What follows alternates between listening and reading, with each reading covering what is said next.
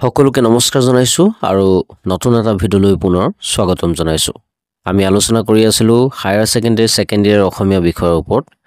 পূৰ্বতে প্ৰস্তুত কৰা ভিডিঅ'সমূহত কৈছোৱে যে আমি কিছুমান ইম্পৰ্টেন্ট সিলেক্টিভ কোৱেশ্চন এনসাৰ্স ডিসকাস কৰিম। লগতে পাঠটোত সম্ভাৱনীয় এমসিকিউৰ জৰিয়তে কনসেপ্ট ক্লিয়াৰ কৰাই হৈছে আমাৰ উদ্দেশ্য। আজি আলোচনা কৰিম হুকুমাৰ বৰকাঠৰ যিটো হস্তি বিদ্যানব পুথিৰ যিটো পাঠ প্ৰবন্ধ, সেই প্ৰবন্ধটো আমি কোৱেশ্চন এনসাৰবিলাক ডিসকাস কৰিম। পূৰ্বতে প্ৰস্তুত কৰা ভিডিঅ'সমূহ যদি চোৱা নাই ডেসক্ৰিপশ্যনত লিংক দিম, তাৰ পৰা তোমালোকে চাই ল'ব পাৰিবা। তেন্তে পলম নকৰো, আমি আৰম্ভ কৰো আহা। প্ৰথমটো প্ৰশ্ন, তলৰ কোনটো ব্যৱহাৰিক সাহিত্যৰ লগত জড়িত নহয় বুলি কৈছে। ইয়াত চাৰিটা অপচন দিয়া আছে, তাৰ ভিতৰত যিকোনো এটা শুদ্ধ হ'ব। ব্যৱহাৰিক সাহিত্য বুলি কোৱাৰ লগে লগে আমি দৈনন্দিন জীৱনত যিবিলাক কাম কাজ বিষয় বাসনা যিবিলাক আছে সেই সকলোবিলাক য'ত লিখা থাকে সেই সাহিত্যবিলাকে হৈছে ব্যৱহাৰিক সাহিত্য। এতিয়া ব্যৱহাৰিক সাহিত্যৰ ভিতৰত জড়িত নহয় বুলি কৈছে। অন্ন বস্ত্ৰ বাসস্থান ব্যৱহাৰিক সাহিত্যৰ লগত জড়িত হয়। জীৱ জন্তু গুণাগুণৰ ব্যৱহাৰিক সাহিত্যৰ লগতে জড়িত হয়। স্বাস্থ্য সম্পৰ্কীয় ব্যৱহাৰিক সাহিত্যৰ লগত জড়িত হয়।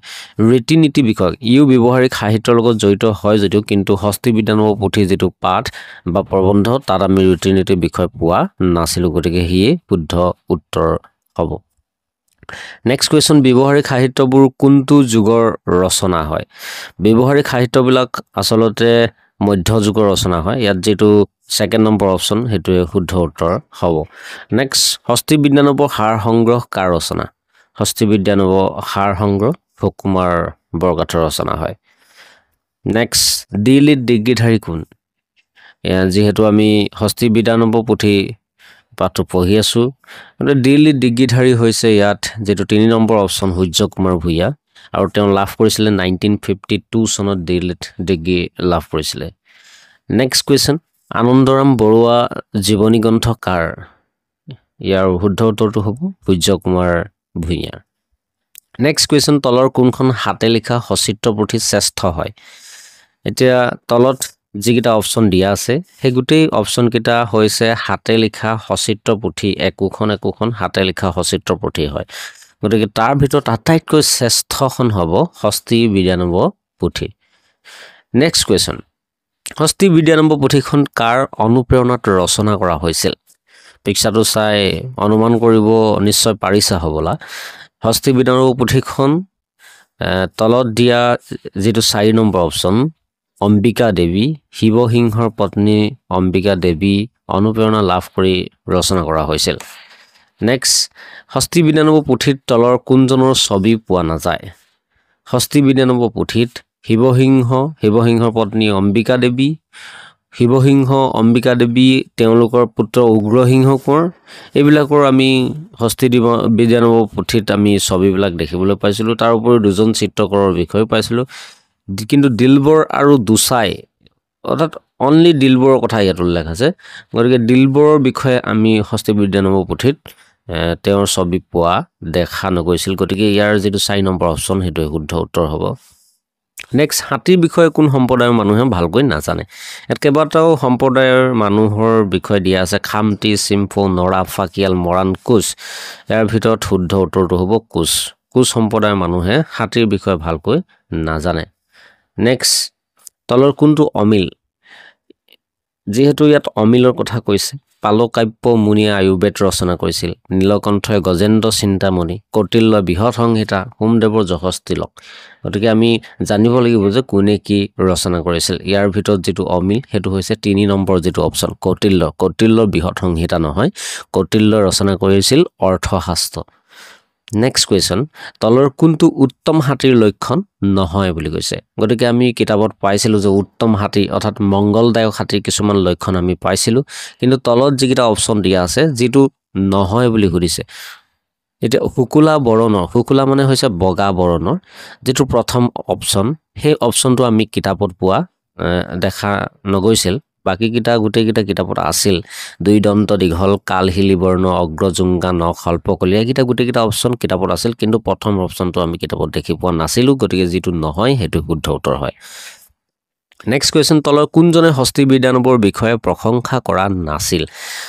আমাৰ চাইটত যেটো ফটোটো চাই চাগে অনুমান কৰিব পাৰিছাই তোমালোকে হস্তি বিজ্ঞানৰ বিষয়ে প্ৰশংসা কৰা নাছিল তীৰ্থনাথ শৰ্মাই নেক্সট কোৱেশ্চন ভূঞাদেৱৰ হস্তি বিজ্ঞানৰ পুথি প্ৰবন্ধটি প্ৰথমে কত প্ৰকাশ পাইছিল এই পিকচাৰটো চাই অনুমান কৰিব হয়তো নিশ্চয় পাৰিছা ভূঞাদেৱৰ যিখন হস্তি বিজ্ঞানৰ পুথি প্ৰবন্ধ প্ৰথমে প্ৰকাশ পাইছিল জয়ন্তী নামৰ যিখন আলোচনী সেই আলোচনীখনত নেক্সট জয়ন্তী আলোচনীখনৰ প্ৰথম সম্পাদক কোন আছিল জয়ন্তী আলোচনীখনৰ প্ৰথম সম্পাদক আছিল অপচন 2 ৰঘুনাথ চৌধাৰী নেক্সট তলৰ কোনখন ব্যৱহাৰিক সাহিত্যৰ পুথি নহয় বুলি কৈছে এতিয়া কেবাখনো ব্যৱহাৰিক সাহিত্যৰ পুথি নাম দিয়া আছে হয়তো পৰীক্ষাত ব্যৱহাৰিক সাহিত্য পুথিৰ নাম আহিব পাৰে তেতিয়া হলে আমি ইয়াৰ পৰা লিখি দিব পাৰো কিন্তু ইয়াত যিখন নহয় বুলি কৈছে নোহোৱাখন হৈছে চকৰি ফেটি বুৰঞ্জী একেবাৰে হেখৰটো যেটো অপচন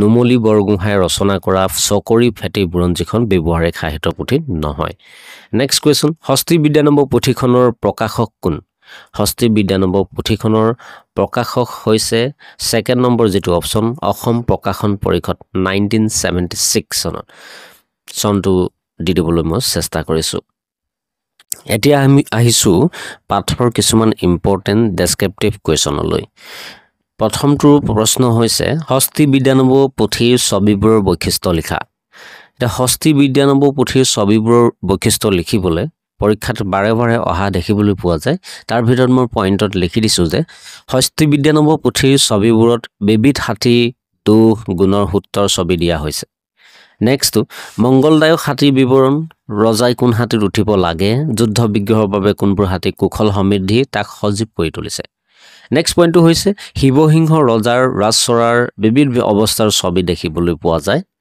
নেক্সট হৈছে আঠু দেশৰ যশস্যা ৰূপ 8 জন ৰজাৰ ছবি অলংকৰণ কৰা হৈছে নেক্সট পইণ্ট হৈছে স্বৰ্গদেৱৰ সমৃদ্ধি আৰু সৌভাগ্য দেখুৱাবলৈ স্বৰ্গদেৱক নানান উপহাৰ বস্তু দিয়াৰ ছবি অংকিত হৈছে আৰু নেক্সট একেবাৰে হেখৰ পইণ্টটো হৈছে ৰজা মহাৰজাৰ হাসপাৰৰ প্ৰচলনৰ ছবি অংকিত হোৱা দেখিবলৈ পোৱা গৈছে নেক্সট কোৱেশ্চন পাঠটো এটা ব্যাকগ্ৰাউণ্ডৰ প্ৰশ্ন হয় ব্যৱহাৰিক সাহিত্য কাক বোলে কেইখনমান ব্যৱহাৰিক সাহিত্যৰ নাম লিখা লগতে ব্যৱহাৰিক সাহিত্যৰ বৈশিষ্ট্য সম্পৰ্কেও লিখা ইয়াত তিনিটা প্ৰশ্নৰ উত্তৰ ফুমাই থাকিব লাগিব এটা মই উত্তৰটো দিবলৈ চেষ্টা কৰিছো যে আমাৰ দৈনন্দিন জীৱনৰ বিভিন্ন কামকাজৰ লগত জড়িত প্ৰয়োজনীয় জ্ঞানবোৰক লৈ ৰচিত সাহিত্যক ব্যৱহাৰিক সাহিত্য বোলে ব্যৱহাৰিক সাহিত্য কাক বুলি ক'লে আমি এইখিনি লৈকে লিখিব লাগিব যেনে অন্ন বস্ত্ৰ বাসস্থান জীৱ-জন্তু গুণাগুণ স্বাস্থ্য আদিৰ লগত জড়িত পুথিবিলাকক ব্যৱহাৰিক সাহিত্যৰ পুথি বুলি কোৱা হয় কেইখনমান ব্যৱহাৰিক সাহিত্যৰ পুথিৰ নাম বুলি ক'লে ঘোঁৰা নিদান চাৰুং ফুকনৰ বুৰঞ্জী হস্তি বিদ্যানম্ব পুথি ভাস্বতী শ্ৰীহস্ত মুক্তাৱলী লিটি নতাংকুৰ কিতাবন মঞ্জুৰী আদি এইবিলাক হৈছে ব্যৱহাৰিক সাহিত্যৰ পুথি এতিয়া আহিছো আমি ব্যৱহাৰিক সাহিত্যৰ বৈশিষ্ট্যলৈ মই পইণ্টত দিছো যে ব্যৱহাৰিক সাহিত্যৰ পুথিবোৰ ৰাজপৃষ্ঠপোষকতা লাভ কৰি ৰচনা কৰা হৈছিল নেক্সটটো হৈছে ৰাজপৃষ্ঠপোষকতা প্ৰাচীন যিবিলাক সাহিত্য হয় এইবিলাক প্ৰায় ৰাজপৃষ্ঠপোষকতা লাভ কৰি সাহিত্যবিলাক ৰচনা কৰিছিল যেনেকৈ অম্বিকাগিৰি অনুপ্ৰেৰণা লাভ কৰি ৰচনা কৰিছিল তেনেকুৱা ধৰণৰ কথা নেক্সট মধ্যযুগীয় ইতিহাসৰ দৈনন্দিন জীৱনৰ প্ৰায়োগিক জ্ঞান এই পুথিবোৰত উপলব্ধ এতিয়া আমি কি পাইছো মধ্যযুগীয় যিবিলাক ইতিহাসৰ দৈনন্দিন জীৱনৰ যিবিলাক প্ৰায়োগিক জ্ঞান সেই জ্ঞানবিলাক আমি সেই পুথিবিলাকত দেখিবলৈ পাওঁ অসমীয়া আৰু সংস্কৃত উভয় ভাষাতে এই গ্ৰন্থসমূহ ৰচনা কৰা হৈছিল নেক্সটটো হৈছে ব্যৱহাৰিক পুথিবোৰক বিভিন্ন শৈলীৰ আৰ্হিত চিত্ৰিত কৰা হৈছিল যেনে হস্তি বিদ্যানম্বখন গৰ্গা শৈলীত চিত্ৰিত কৰা হৈছিল হিও এটা বৈশিষ্ট্য ভিতৰতে পৰে নেক্সট এটা কোৱেশ্চনলৈ আহিছো যেটো প্ৰশ্ন বাৰে বাৰে পৰীক্ষাত আহি থকা দেখিবলৈ পোৱা যায় মংগলদায়ক হাতীৰ লক্ষণ সম্পৰ্কে হস্তি বিদ্যানম্ব পুথিত থকা বিৱৰণটি নিজৰ ভাষাত লিখা উত্তৰটো দিবলৈ চেষ্টা কৰিছো হস্তি বিদ্যানম্ব পুথিত মংগলদায়ক হাতীৰ বহু গুৰুত্বপূৰ্ণ লক্ষণৰ বিৱৰণ আছে এই পুথি অনুসৰি এটা হাতী গঠনৰ পৰা লৈ আচৰণলৈকে বিভিন্ন দিশত লক্ষ্য কৰি হেইটো মংগলদায়ক হাতী বুলি নিৰ্ধাৰণ কৰা হৈছে বৰ্ণশ্যাম সুন্দৰ হৰিস্থল দুইদন্ত দীঘল সমান ৰংগ কৰা আগলৈ চাপি যোৱা কালহিলি বৰ্ণ অগ্ৰজুংগা নকল্পকলীয়া বলবন্ত এইবিলাক হৈছে মংগলদায়ক হাতীৰ লক্ষণ তাৰ উপৰিও হস্তি বিদ্যানম্ব পুথি অনুসৰি মংগলদায়ক হাতীৰ শৰীৰ গতি আচৰণ আৰু চকুৰ দীপ্ততাৰ দৰে বৈশিষ্ট্যবোৰেও এটা হাতী শুভ বা মংগলদায়ক হাতী হিচাপে চিহ্নিত কৰে, যি ৰজাৰ বাবে সৃজনশীলতা, সফলতা আৰু শান্তিৰ সংকেত বাহন হিচাপে কাম কৰে। নেক্সট কুৱেশ্যন লৈ আহিছোঁ, ষষ্ঠী বিদ্যানম্ব পুথিৰ গদ্যশৈলীৰ বিষয়ে চমুকৈ আলোচনা কৰা। উত্তৰটো দিবলৈ চেষ্টা কৰিছোঁ। ষষ্ঠী বিদ্যানম্ব পুথিখনৰ গদ্যশৈলী দুই ধৰণৰ ভাষা বৈশিষ্ট্যৰে গঠন কৰা হৈছে, সংস্কৃতগন্ধী গদ্য আৰু সৰল অসমীয়া গদ্য। পুথিখনৰ ৬৫ অংশত লেখকে উচ্চ স্তৰৰ অলংকাৰপূৰ্ণ আৰু সংস্কৃত ঠাঁচৰ গদ্য ব্যৱহাৰ কৰিছে। এই অংশত সংস্কৃত শব্দৰ আধিক্য, দীঘল বাক্যৰ গঠন আৰু আলংকাৰিক ভাষাৰ সুকৌশল প্ৰয়োগ দেখা যায়। যেনে ইন্দ্ৰবংশ সৰোবৰৰ পামপুষ্পৰ তুল্য হৈছে ... সেই দুজনাৰ আজ্ঞাৰত্নমালা ক্ষীৰত ধৰি সুকুমাৰ বৰকথাই এই ষষ্ঠী বিদ্যানম্ব সাৰ সংগ্ৰহ কৰি ৰচিল। এইখিনি ভাষা ধাৰা সংস্কৃতগন্ধী আৰু ধাৰ্মিক, ৰাজদৰবাৰী ভংগীমা বিশিষ্ট। আনহাতে মূল বিষয়বস্তু বৰ্ণনাৰ সময়ত লেখকে সৰল, প্ৰাঞ্জল, স্থানীয় অসমীয়া গদ্য ব্যৱহাৰ কৰিছে, যি পাঠকসকলৰ বাবে সহজবোধ্য। এই অংশত হাতীৰ দৈহিক গঠন আৰু চাল চলনক সজীৱ আৰু বাস্তৱধৰ্মী ৰূপত প্ৰকাশ কৰা হৈছে। যেনে পাতালৰ যাতে যি হাতী আহিছে, তাৰ মুখৰূপ দেখি গা বাতুল ... পাও মাউতে দাবী মাৰিব, তেবে মূৰ দাঙি যাব। এই গদ্যখিনিয়ে পুথিখনৰ জীৱন্ত বৰ্ণনাশৈলী আৰু অসমীয়া ভাষাৰ লোকস্বাদ ফুটাই তুলিছে। সঁচাকৈ ষষ্ঠী বিদ্যানম্ব পুথিখনৰ গদ্যশৈলীত অসমীয়া গদ্যৰ বিভিন্ন দিশ, সংস্কৃতধৰ্মী আৰু সৰল লোকৰ প্ৰচলিত ভাষাৰ সুন্দৰ সমন্বয় দেখিবলৈ পোৱা যায়। আৰু এটা প্ৰশ্ন পৰীক্ষাত খুব সঘনে অহা দেখিবলৈ পোৱা যায়, ষষ্ঠী বিদ্যানম্ব পুথিৰ বিষয়বস্তু সম্পৰ্কে লিখা বুলি আহে। আমাৰ 46 নম্বৰ যিটো পেজ, সেই পেজতে খুব ধুনীয়াকৈ ছেকেণ্ড পেৰাগ্ৰাফটোত ধুনীয়াকৈ লিখা আছে যে ষষ্ঠী বিদ্যানম্ব পুথিৰ অন্তৰ্গত প্ৰধান বিষয়বস্তু হৈছে বিবিধ হাতীৰ লক্ষণ, হাতীশাল নিৰ্মাণৰ নিয়ম, হাতী বন্ধা খুঁটাৰ মান। মানে একেবাৰে গোটেই পেৰাগ্ৰাফটোত ধুনীয়াকৈ লিখা আছে। সেইকাৰণে মই এই প্ৰশ্নটোৰ উত্তৰ দিবলৈ চেষ্টা কৰা নাই। আজি পাঠটোৰ যিখিনি সম্ভাৱনীয় কুৱেশ্যন এনচাৰ্ছ ইমানখিনি আছিল। তেন্তে ভিডিঅ'টো সামৰণি মাৰিছোঁ, বেছি দীঘলীয়া নকৰোঁ। ধন্যবাদ।